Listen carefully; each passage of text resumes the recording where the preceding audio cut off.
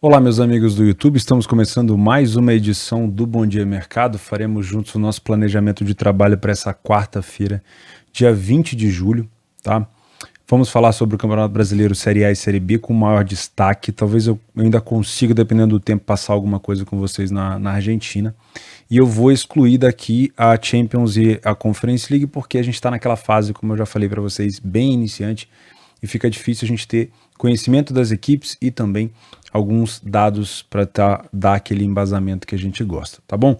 Eu vou começar hoje também, já que a gente está com o retorno da Europa, a fazer o meu planejamento da maneira mais antiga, onde eu não falo de todos os jogos em sequência, mas eu começo a dividi-los por cotação, assim a gente consegue identificar os super favoritos, os favoritos, para começar a saber se a gente pode ter algum valor e buscar algo a favor deles ou não, assim como os jogos também mais parelhos, onde a gente pode ficar de olho em algumas características. Isso vai facilitar quando a Europa tiver, né, os campeonatos europeus estiver pegando fogo, a gente conseguir focar um pouco mais, senão a gente vai ter planejamentos aqui de 2 horas. Não que eu não faça planejamentos longos, né, mas com vocês eu sei que vocês gostam, mas senão o YouTube vai começar a me penalizar também, porque a gente vai conversando e o vídeo não acaba, tá? Então, a partir de hoje eu vou mostrar para vocês como é que eu pretendo fazer. Lembrando, muito prazer se você está começando agora, se você está chegando aqui agora, meu nome é Theo, esse é um canal sobre trade esportivo e esse aqui é um vídeo praticamente diário, compartilhando com vocês o meu planejamento pessoal de trabalho, tá? Tem algumas opiniões que vocês não vão concordar, óbvio, mas não tire daqui nenhuma fala como se fosse uma indicação de entrada, uma dica. Eu não passo tip, eu não passo entrada, eu não sou um tipster. Isso aqui é um planejamento pessoal onde eu crio cenários para trabalhar. Eu particularmente trabalho ao vivo, mas se você trabalha pré-jogo ou de forma recreativa, não tem problema, você é bem-vindo aqui. E eu espero que eu consiga te ajudar de alguma forma, tá bom? Não esquece de conferir na descrição e no comentário fixado todos os links que você precisa. Eu vou utilizar aqui o radar esportivo de um lado e o PDF de apoio do outro lado, tá? Tudo que você precisa saber sobre eles está na descrição e nos comentários fixados. Se você não tem conta na Betfair, tem a minha parceira Betfair aqui com um bônus de R$200 para você no primeiro depósito. Não esquece de olhar também o termo de uso dessas condições de bônus, né? Porque, como eu falei, ninguém dá dinheiro de graça para vocês, tá bom? E não esquece também de participar do sorteio que temos aqui para os membros do canal, né? Todos os dias tem sorteio de uma banca de R$30. Fechou? Então agora vamos começar. O que eu vou fazer? A gente tem aqui no nosso radar esportivo todos os jogos, né? Que eu vou dar uma olhada provavelmente nesse dia 20. Mas eu vou criar aqui na parte de estratégia, vocês não estão vendo aqui do lado do radar esportivo, tem uma aba aqui de estratégia. E eu vou clicar nela e eu criei aqui, ó, super favorito, favorito, equipe parelha. E depois eu coloco aqui o que eu provavelmente vou buscar na partida, um back super favorito, um layout não favorito ou as correções de preço. Também posso acrescentar aqui junto com vocês para vocês verem, ó, bolas paradas, bolas aéreas e paradas, né? Eu acho que é interessante a gente ter isso também, né? E também vou colocar aqui possíveis mercados de gols, tá? Existe também essa possibilidade. Então eu vou deixar tudo aqui minimizado para que a gente consiga acrescentar os jogos, tá? Eu já fui no dia 20, que é esse dia aqui, e já fui selecionando, principalmente na Série A e da Série B, né? Então nós temos aqui o Flamengo, por exemplo, com o Juventude com uma odd de super favorito. A gente tem o Corinthians com o Curitiba com uma odd de um pouco mais alta, um pouco mais de favorito, né? E a gente tem jogos, por exemplo, como Goiás e Fluminense, que é um jogo mais parelho, tá? Então eu já fiz essa seleção aqui, tanto na Série A e na Série B, e eu vou deixar aqui mostrando para vocês nesse dia 20, que é isso daqui, ó. Tá vendo? Então eu vou minimizar o que a gente vai falar depois, vamos falar primeiro então dos super favoritos.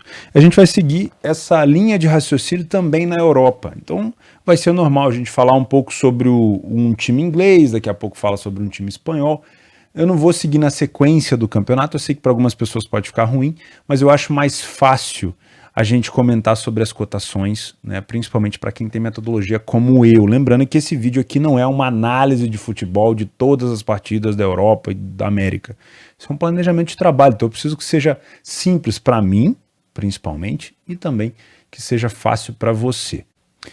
Bom, o primeiro jogo que a gente tem na parte de super favoritos é o Flamengo contra o Juventude, com uma odd na faixa de 1,33. Vocês que me conhecem sabem que aqui no cenário sul-americano eu não trabalho esse tipo de cotação, mas se você vem para trabalhar, vamos dar uma pincelada rapidinho aqui no que o Flamengo costuma ter para oferecer dentro de casa. O Flamengo é um time que venceu 63% dos jogos em casa, sai na frente com uma frequência muito boa, passa bastante jogo sem sofrer gol, né? É um time bom defensivamente e falha pouco em marcar. Com isso é um time que acaba sendo ruim na parte de ambas marcam, porque é um time que sofre poucos gols. Só que o Juventude, apesar de ser um time que vence muito pouco, é um time que sai com bastante frequência na frente do placar fora de casa. Isso é um perigo, né? Se você está buscando o back Flamengo, tem que tomar um pouco de cuidado, tá? E essas saídas na frente não costumam resultar na vitória do Juventude. O Juventude acaba cedendo bastante o empate e a virada, né? Ou seja, ele tem uma dificuldade muito grande de manutenção de vantagem, tá? Então fica de olho nisso. Isso, obviamente, indica um time bom para um ambas marcam, né? Porque é um time que acaba saindo bastante na frente, mas toma bastante gol. Rapidinho na parte aqui de criação, o Flamengo é um time que cria muito mais, obviamente é um time mais caro, né? E o time da Juventude cede mais oportunidades. Primeiro tempo, o Flamengo costuma ser bem melhor do que o adversário, não perdeu nenhum primeiro tempo e só tomou 2 gols. O time da Juventude vence 25% e perde 25%, não perde tanto, né? Comparado assim, toma pouco gol e marca pouco gol também. Quando a gente fala do segundo tempo, o Flamengo tem uma queda no número de vitórias, começa a perder o segundo tempo com um pouco mais de frequência, né? Mas mantém o número de gols sofridos baixo. Já o time da Juventude passa a perder mais também as segundas etapas, só que tem uma disfunção ali, um problema de desorganização e acaba tomando muito gol. Então se você busca um Juventude perdendo já e se desorganizando para entrar no mercado de gols, talvez o segundo tempo seja mais indicado. As bolas aéreas nesse jogo também podem ser uma boa situação, principalmente para o Juventude, já que é um time que marcou 6 gols de cabeça até o momento. O Flamengo tomou 4 gols de escanteio, falta para a área e 3 gols de cabeça. E o time do Juventude também sofre com esse tipo de cenário. O Flamengo também é bom nesse fundamento. Então, de maneira geral, acho que as bolas paradas podem sim ser um fator decisivo para esse jogo. O Flamengo não costuma chamar esse jogo para um over, lembrando que esse jogo deve ser no Mané Garrincha, o Maracanã está ainda num sistema lá de troca de grama. O Juventude acaba tendo um jogo um pouco mais over, mas aí, óbvio, como a gente está falando de um super favoritismo, o Juventude deve jogar para tentar segurar um empate. Se sair na frente vai recuar ainda mais, mas se o Flamengo estiver na frente a gente pode ter um jogo mais aberto, tá? Momentos dos gols, aqui a gente tem uma indicação, né, de um Juventude se desorganizando um pouco mais no finalzinho, o Flamengo também, mas de maneira geral nada de muito chamativo. Verifica se o Flamengo vai entrar com o time titular. O último jogo que ele fez contra o Curitiba no Mané Garrincha, o Flamengo jogou bastante mexido, apesar de ter vencido o jogo, tá? Então eu vou ficar de fora desse back, mas se eu fosse olhar alguma coisa seria para gols pós vantagem do Flamengo, se isso vai acontecer ou não, né? A gente só vai saber no jogo. E as bolas aéreas, tá? Vamos à parte de favoritos. Vou primeiro falar da Série A do Brasileirão, né? A gente tem o Bragantino tido como favorito aqui contra o Fortaleza, que venceu o seu primeiro jogo fora de casa contra o Atlético Goianiense. O Bragantino vem numa sequência muito boa, venceu o Flamengo, venceu o Curitiba de goleada, venceu o time do Avaí de goleada, empatou com o Santos na Vila, venceu também o América agora por 3 gols fora de casa, vem numa fase boa, tá? Vou ser sincero, o time do Bragantino vem numa fase muito legal de recuperação, afinal de contas o Bragantino só tem essa competição para disputar, então tem que melhorar aí, óbvio, né? Vamos lá, vou puxar aqui o PDF de apoio do Bragantino, lembrando a cotação é de 1,80. O Bragantino sai bastante na frente do placar em casa, é um time que tem muita força no primeiro tempo, né? Falha pouco em marcar, mas sofre gol com bastante frequência. O time do Fortaleza, olha, 43% para um time do Fortaleza que quase não vence, é um número alto. Então também tem dificuldade de fazer a manutenção da vantagem aqui. O Fortaleza já é um time bem mais por ambas marcam, né? Porque é um time que não passa nenhum jogo sem sofrer gol. Em relação às chances cedidas, o time do Fortaleza cede muito mais chances do que o adversário. Aliás, mentira. O time do Fortaleza sofre muito mais chances do que o adversário e cede mais ou menos a mesma quantidade. O que explica isso daqui? Você sabe dizer? Geralmente isso quer dizer que o time do Fortaleza tem pego nos últimos jogos, né? times de muita qualidade, e contra esses times, aí mesmo não cedendo tantas chances de qualidade, o time acaba sofrendo gol, porque o outro time tem muita qualidade técnica, é uma superioridade muito maior. Então, Fortaleza tomando mais gols em jogos onde o adversário é mais forte, tá? Então a defesa do Fortaleza aqui tem um problema muito grande de gols sofridos, mas não é um time que cede tantas oportunidades, tá? Já o time do Bragantino tem uma média de quase 2 gols por jogo de grande chance e marca 1,67, tem um ataque bem melhor. Primeiro tempo, vamos fazer aqui um cenário. A gente tem um Bragantino vencendo quase 60% das primeiras etapas e perdendo nenhum, e não tomou nenhum gol, né? Então é de almanaque mesmo, um primeiro tempo muito bom, só que tem algumas ressalvas aqui para vocês, e para mim também, né?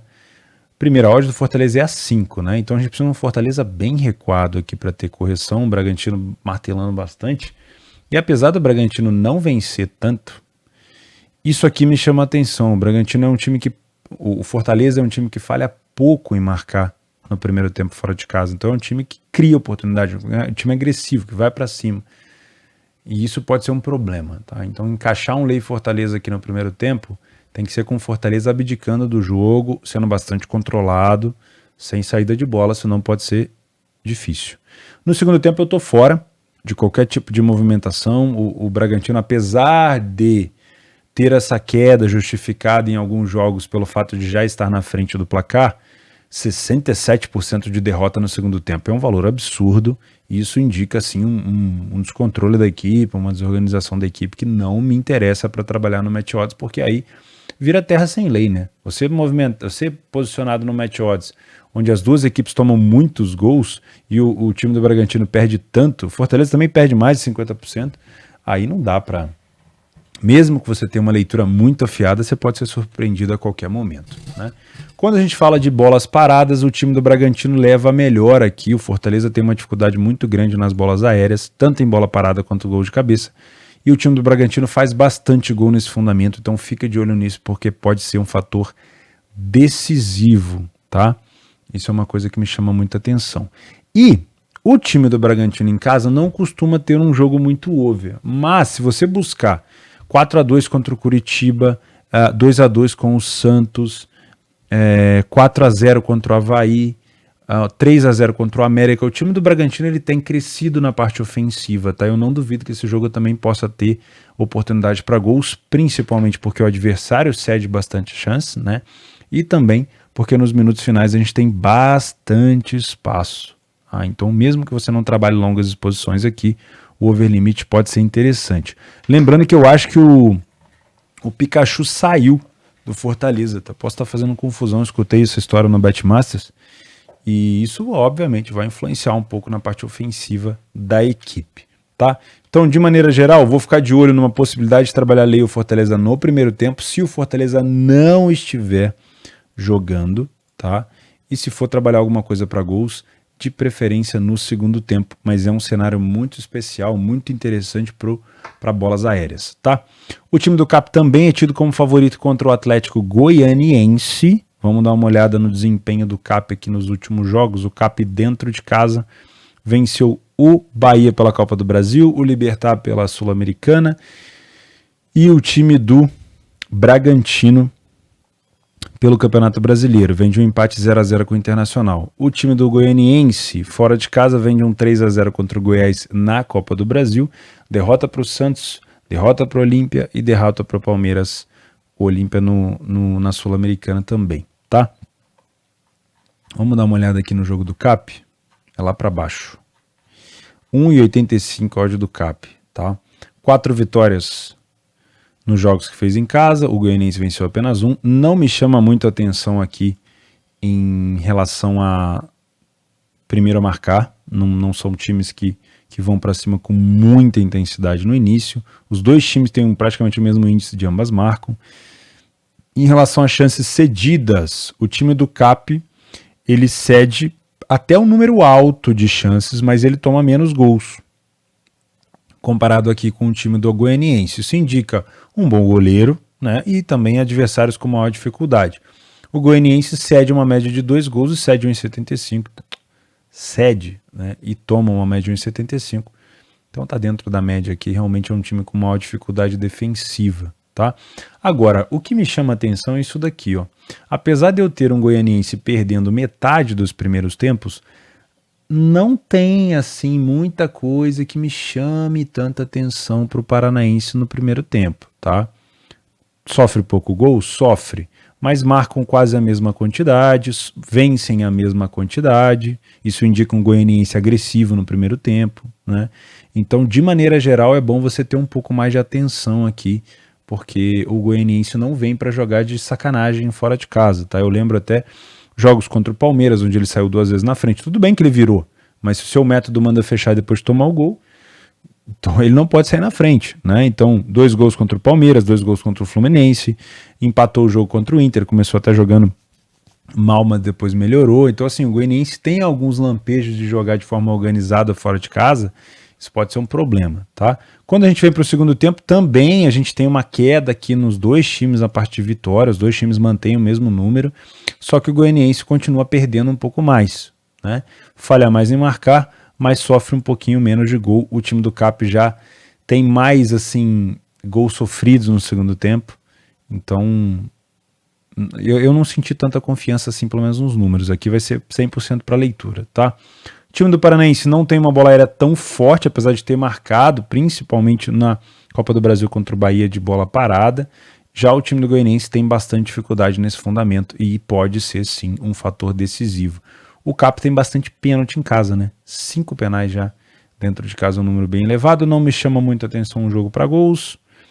E se a gente for buscar aqui, nos últimos minutos a gente tem uma incidência boa aqui de contra-ataque. Afinal de contas, o Cap tem realmente um contra-ataque muito bom. Se já estiver na frente do placar, pode sim explorar uma situação de contra-ataque. O Terans é o artilheiro da equipe com 6 gols. E do lado de cá, o Wellington Soares da Silva tem 4 gols e o Marlon Rodrigues tem 3 assistências.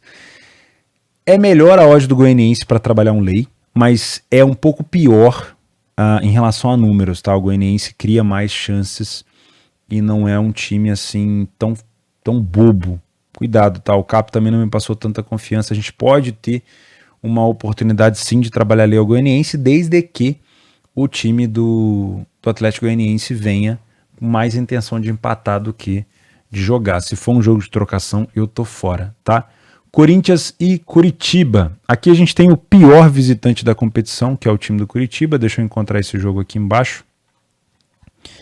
Tá aqui, ó.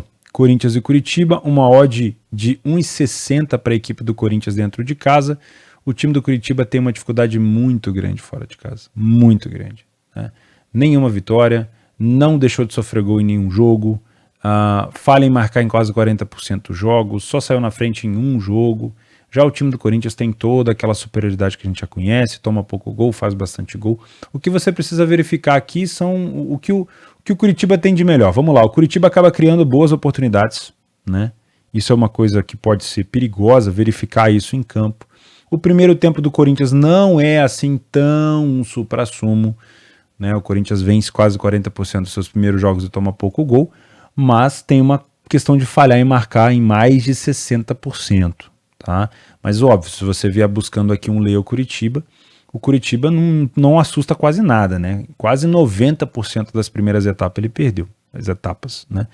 O time do Corinthians cresce muito no segundo tempo. O Corinthians, assim, se esses números aqui fossem na primeira etapa, eu teria até um back aqui no Corinthians, né? A gente poderia ter até uma situação para trabalhar a favor, porque vencer 63% dos segundos tempos é um crescimento absurdo. O time não toma nenhum gol na segunda... Aliás, toma, né? Não perde nenhum segundo tempo, só tomou um gol, aumentou o número de gols marcados e passa a falhar menos em marcar.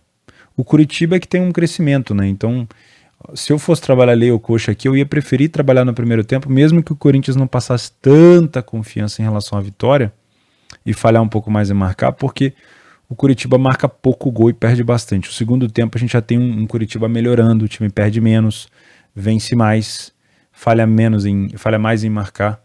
Aliás, falha menos, né? De 88 para 50 e sofre um pouco menos de gol. 13 gols sofridos no primeiro tempo, 5 no segundo. Apesar de ter um Corinthians muito melhor no segundo tempo, Talvez se eu vier trabalhar esse jogo vai ser um lei coxa na primeira etapa, desde que o Corinthians entre muito bem.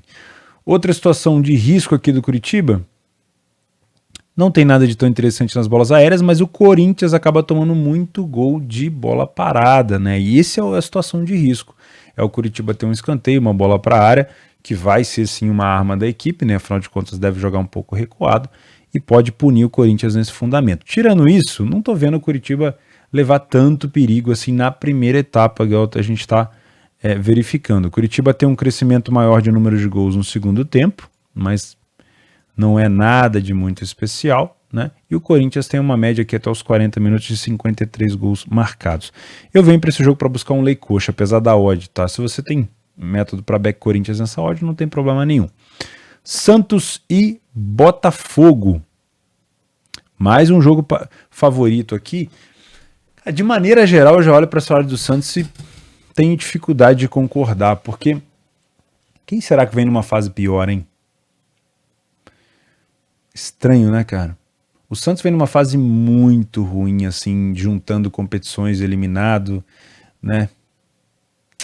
Eliminado pelo Tátira, eliminado pelo Corinthians. O Botafogo também eliminado pelo América. Vem mal no Brasileiro. Não sei se essa discrepância do Santos ela faz jus, sabe? Olha, vamos dar uma olhada aqui, olha só. O Santos e o Botafogo venceram o mesmo número de jogos dentro e fora. O Santos sai um pouco mais na frente na Vila, tudo bem. Mas mesmo assim, né? Eu acho que eu vou ficar de fora desse jogo aqui. O Santos cria mais chances de perigo, de qualidade, né? E marca mais gols. O Botafogo também tem um número de gols marcados até interessante. Os dois times cedem bastante oportunidade de gols ao adversário. O time do Santos toma um pouquinho menos de gol. O Santos tem um primeiro tempo melhor, né? O Botafogo perde quase 60% das primeiras etapas, toma 9 gols e marcou apenas 2.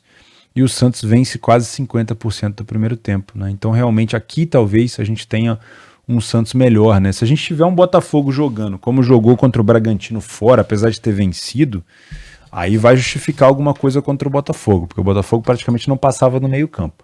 Agora, o fator decisivo do Botafogo é isso aqui, ó. O Botafogo cresce demais no segundo tempo, muito, tá? Vai de 0% de vitória para quase 60%. O time perde 22% das segundas etapas só e marca 8 gols. Então, se tem um momento aqui para o Botafogo crescer, é no segundo tempo.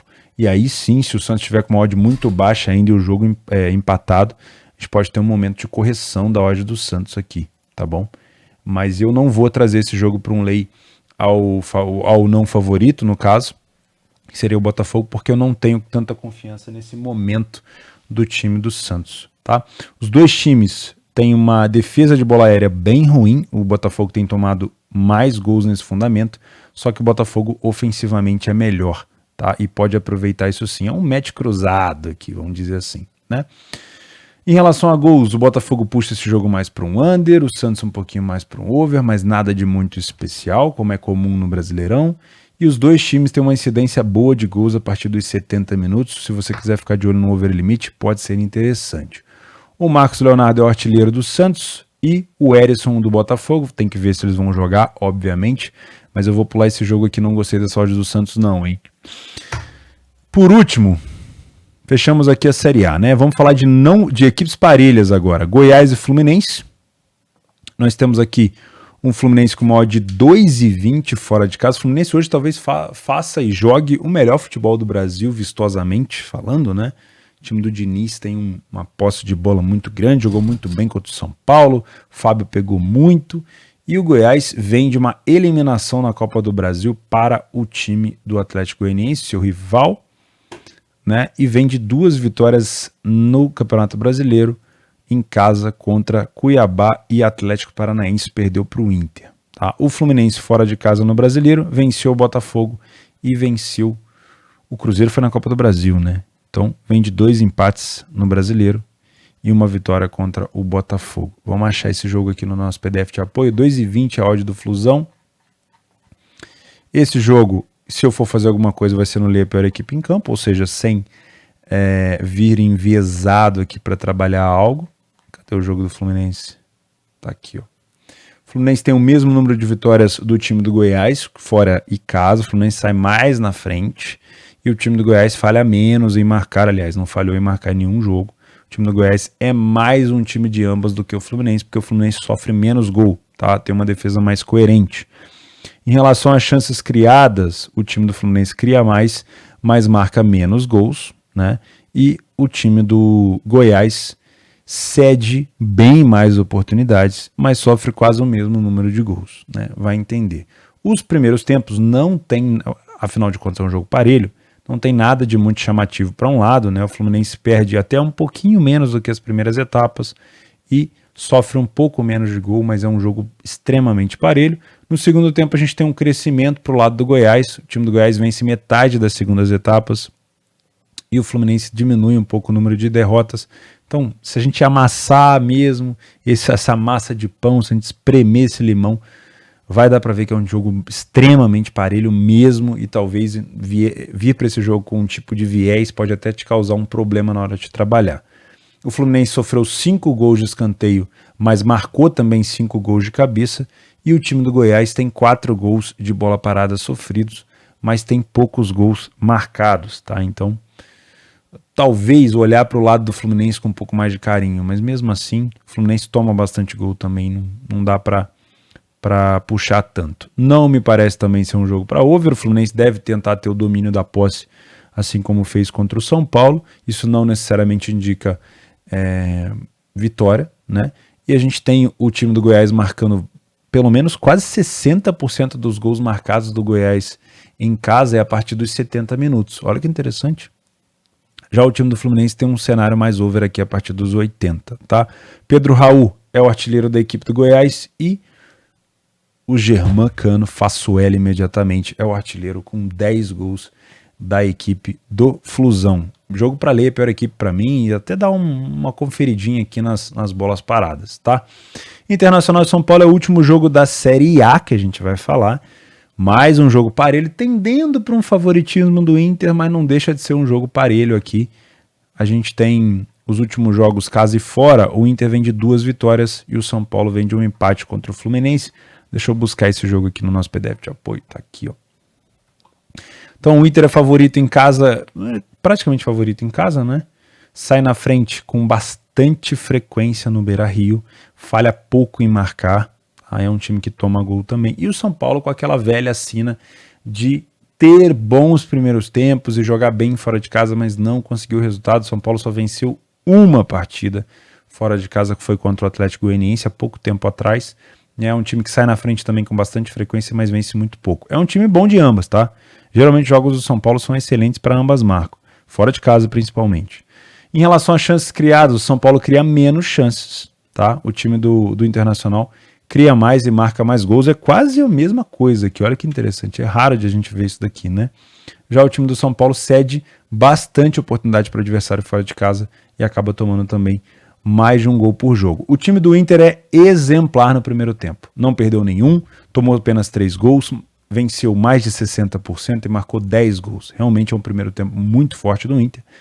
E o time do São Paulo não fica tão atrás. Apesar de vencer a metade praticamente, perde pouco, faz assim os seus golzinhos e toma pouco gol também, né? E como a gente já viu, o São Paulo também sai na frente com frequência. O segundo tempo dos dois times é ruim. O Inter faz ruins segundos tempos e isso é fácil de comprovar. O time dá uma recuada, cede mais chance ao adversário, principalmente quando está em vantagem. E o time do São Paulo também tem uma queda muito agressiva. Não é à toa que o São Paulo, quando foi empatando, quando foi vencendo para o segundo tempo, em bons momentos ele acabou tomando um empate. Então não me parece ser um segundo tempo de fácil leitura. Parece ser até um pouco mais para trocação. O São Paulo é um dos melhores times de cabeça na competição, atrás aí talvez só do Palmeiras, né?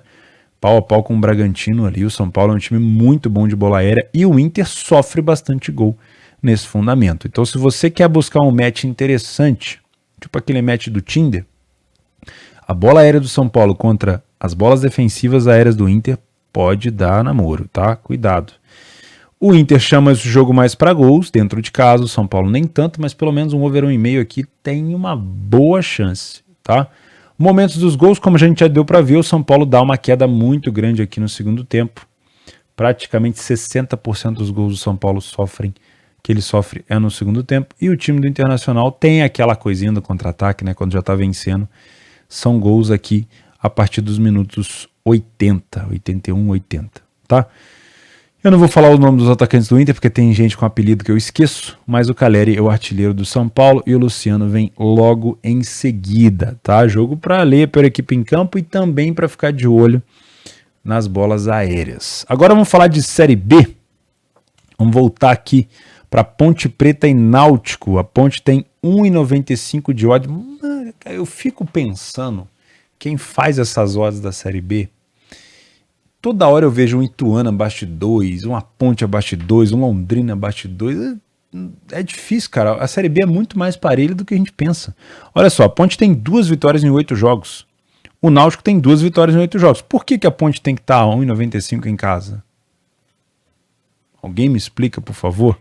Vamos dar uma olhada na Ponte Preta. Ponte Preta e Náutico.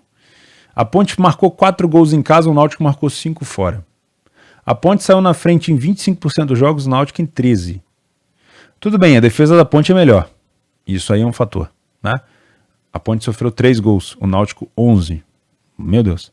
Quando a gente vem para chances, realmente a Ponte Preta, olha que interessante, olha como precisa contratar atacante a Ponte Preta. Se você é um bom atacante de futebol, manda o currículo.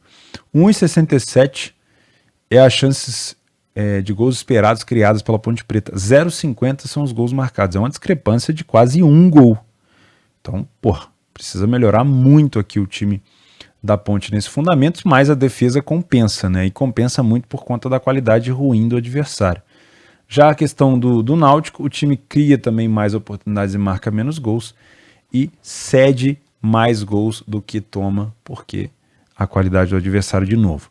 O primeiro tempo da Ponte, apesar dele não ter perdido nenhum e não ter sofrido nenhum gol, é bem pobre. O time só marcou 2 gols. Já o time do Náutico tem um péssimo primeiro tempo, né? A equipe sofreu 8 gols e perdeu mais de 60% dos jogos. Já o time da Ponte no segundo tempo é o contrário, né? A Ponte tem uma queda considerável no número de empates. No empates não, né? De vitória. De 25. É considerável, não vai. Tô puxando a sardinha.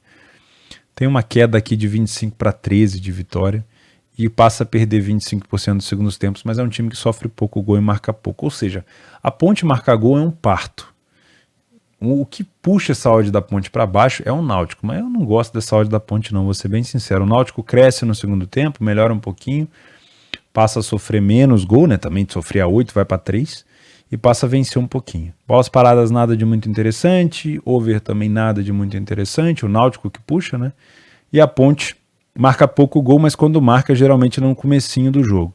O Náutico tem um começo do jogo bem ali estéreo, vamos dizer assim, e o segundo tempo acaba sendo um pouquinho mais movimentado. Cara, que jogo feio. Eu vou ficar de fora. Eu não gosto dessa odd da Ponte Preta aqui, não. Apesar do Náutico ter uma defesa muito ruim como visitante, sendo bem sincero, eu não achei justo essa odd da Ponte Preta, não. Para mim, o valor estaria do lado do Náutico. A Ponte falha muito em marcar. Vamos lá, Novo Horizontino e Operário, 1,80 no odd do Novo Horizontino. O que será que explica, hein? Vamos dar uma olhada? Dentro de casa, o Novo Horizontino tem 4 vitórias em 9 jogos, o Operário tem 1 vitória em 9 jogos. Pode ser isso, né? Os últimos jogos do Novo Horizontino, 2 vitórias seguidas, o Operário vem de 2 derrotas seguidas. Vamos lá, vamos procurar o porquê dessa odd aí do Novo Horizontino. As cores já indicam muita coisa, né? O Operário tem uma dificuldade muito grande de sair na frente, falha em marcar com bastante frequência, tem poucos gols marcados. O time do Novo Horizontino também não é nada de muito especial aqui sendo o primeiro a marcar. Tem um ataque melhor, mas a defesa também é bem fraca. O time cria um pouquinho mais de chance do que... Pouquinho não, né? Bem mais chance que o adversário. Isso indica que é um time de mais qualidade na parte da meiuca ali, mas é um time que não vence tanto os primeiros tempos. Olha isso.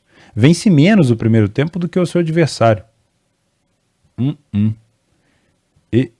Quando vem para o segundo tempo, aí sim o Novo Horizontino cresce, tem mais gols feitos, menos gols sofridos, mais vitória, menos derrota. O time do Operário cai bastante, né, principalmente em relação a gols sofridos. Talvez possa ser um segundo tempo com mais gols, né, mas não necessariamente de longa exposição. O time do Novo Horizontino não está aparecendo aqui a estatística de bola parada. Deixa eu arrumar isso daqui que eu quero dar uma olhada. Eu tinha colocado o nome do Novo Horizontino errado. Tava Grêmio Novo Horizontino. É só Novo Horizontino. Agora já vai aparecer. Pronto. 3 gols de bola parada, 4 gols sofridos de cabeça. Nada muito puxado também não, tá? E aqui uma incidência de gols no final. Sendo bem sincero com vocês, nada justifica essa odd do Novo Horizontino 1,80. Ah, o time venceu o Vasco? Beleza, o time venceu o Vasco, mas talvez o segundo tempo do Novo Horizontino seja melhor do que o primeiro. Mas para 1,80 eu tô fora. Nada me faria trabalhar lei operário aqui. Mesmo que o time do Novo Horizontino estivesse até bem, mas não é um time que passa tanta confiança. Vamos para os jogos parelhos de Série B. CSA e Cruzeiro. Olha o cabuloso aqui, vamos dar uma olhada. 2,50 a odd do Cruzeiro. Cruzeiro fora de casa tem 4 vitórias em 9 jogos. Saiu na frente em quase 60% dos jogos. O time do CSA também tem uma média boa de sair na frente. Cruzeiro não tem uma média muito boa de ambas marcam, né? Afinal de contas tem uma defesa boa. Os dois times criam bastante oportunidade, mais de 1,5 gols, mas marcam menos, né? Qualidade ofensiva não é tão boa. E os dois times cedem e tomam a mesma quantidade. Os dois times também não fazem assim primeiros tempos tão bons. O time do CSA tem até um primeiro tempo melhor, marca mais gol, perde menos, sofre menos gol, né, do que o Cruzeiro. O Cruzeiro não faz bons primeiros tempos fora de casa, a gente já falou sobre isso. Mas o time do Cruzeiro melhora muito no segundo tempo e o CSA cai muito no segundo tempo. Então, jogo extremamente parelho, não vem com viés para cá, mas o Cruzeiro é o líder cabuloso. O Cruzeiro não faz bons primeiros tempos, tá? E lembrando que o Cruzeiro perdeu o último jogo que ele fez fora de casa para o time do Guarani, tá? Então, cuidado aí, eu acho que é um jogo bem mais parelho do que a gente pode imaginar. E aí, para fechar, Chapecoense e Guarani, a odd da Chape a 2,20. A Chapecoense nesse momento é a 13ª, em casa é a lanterna da competição praticamente, e o time do Guarani está em 17º fora de casa. Vamos dar uma olhada aqui nesse jogo, onde é que está aqui? Lá para baixo. Uma vitória da Chape em casa, uma vitória do Guarani fora. O Guarani é um time melhor de ambas marcam, porque falha pouco em marcar e sofre gol em todo o jogo. A Chape já tem dificuldade em marcar. Os dois times marcam a mesma quantidade de gols praticamente, os dois times sofrem a mesma quantidade de gols praticamente. O time do Guarani cria um pouco mais de chance, indica uma qualidade um pouquinho melhor. Os dois times têm um primeiro tempo bem mais ou menos, né? A Chape empata bem mais do que o adversário, vence um pouco menos. Os dois times tomam uma média de gols parecida e marcam também. Olha, segundo tempo a mesma coisa, né? Não venham para cá achando que a Chapecoense com essa odd de 2,20 já venceu esse jogo, hein? Não estou vendo aqui nada de muito puxado para o lado da Chape, pelo contrário. Pelo contrário. O time da Chape no segundo tempo, ele tem o mesmo número de derrotas. Olha só, é igual isso aqui, ó. É muito parecido. A diferença é que a Chape toma um pouquinho mais de gol e marca um pouco mais de cabeça. Agora, eu não vejo assim. Esse jogo é 100% também pela leitura, mas também ficar de olho numa possibilidade dessa correção aqui da Chapecoense, que não me parece ser um time tão confiável. A gente tem bastante incidência aqui de gols no final também. Vamos dar uma repassada, que para eu marcar lá o que eu pretendo fazer, que a gente tinha comentado. Deixa eu ver se eu lembro, né? Vamos lá. O Bragantino com Fortaleza, eu vou ficar de olho num lei ao não favorito, que é o Fortaleza, e nas bolas aéreas no primeiro tempo. Goiás e Fluminense, jogo extremamente parelho para um lei a pior equipe em campo, né? Cadê? Correção de preço. Eu renomeei aqui. O Atlético Paranaense com o Goianiense, eu não vim fazer nada aqui nesse jogo, porque o Goianiense, ele até pode dar leitura, mas é um time que joga bem, então eu vou tomar cuidado. Flamengo também eu tô fora. O Inter e São Paulo, a gente pode ficar de olho nas bolas aéreas do São Paulo, tá? E também pode ser um jogo de... como é que tá a odd aqui? Também pode ser um jogo aqui de correção de preço. O Corinthians com o Curitiba, eu venho para tentar buscar um lei ao não favorito, que no caso é o Curitiba. Tá? O Curitiba pode levar perigo na bola parada, não porque ele é bom na bola parada, mas porque o Corinthians tem tido dificuldade nesse fundamento. Tá? E Santos e Botafogo, eu não concordei com a odd do Santos, então eu vou ficar de fora desse jogo. Acho que é um jogo onde o Botafogo no segundo tempo pode acabar surpreendendo. Enfim. Na Série B é tudo jogo para ler a pior equipe em campo, né? Para correção de preço aqui. Não. Esse da Ponte Preta não, por conta da odd. É Chapecoense e Guarani e CSA e Cruzeiro. Vou ser sincero com vocês. Não vou fazer Ponte e Novo Horizontino. Não gostei das odds dos dois. Acho que são odds muito esmagadas pelo que a gente tem de número, tá? Então o que a gente ficou no final foi isso daqui, ó. Os jogos a gente já tinha separado e agora eu vou mostrar para vocês o que eu pretendo fazer. Vou ficar de olho de um lei ao não favorito, né, no caso, ao Fortaleza e ao Curitiba, já indicando os dois, né, que eu pretendo buscar desde que eu tenha leitura. Aqui no jogo das correções de preço pode ser para qualquer lado, desde que eu tenha uma leitura muito concreta, muito segura, né? Afinal de contas nós temos aqui a Chape com uma odd mais baixa, o Inter com uma odd mais baixa, então para trabalhar eu tenho que estar com uma leitura muito boa, tá? E as bolas aéreas aqui, Bragantino e Fortaleza para o lado do Bragantino, Inter e São Paulo para o lado do São Paulo. Mercado de gols eu não coloquei nada, mas eu colocaria o jogo do Fortaleza com o Bragantino. Eu acho que é um jogo que pode dar pra gente essa oportunidade, tá bom? Tô começando ainda a organizar o radar esportivo, mas quando chegar a parte europeia vai estar tudo organizadinho. Beleza, meus amigos? É isso. Um grande abraço para vocês, obrigado pela companhia, é sempre um prazer, espero que eu tenha conseguido ajudar. Se eu ajudei, não esquece de se inscrever. E faz o simples, tá?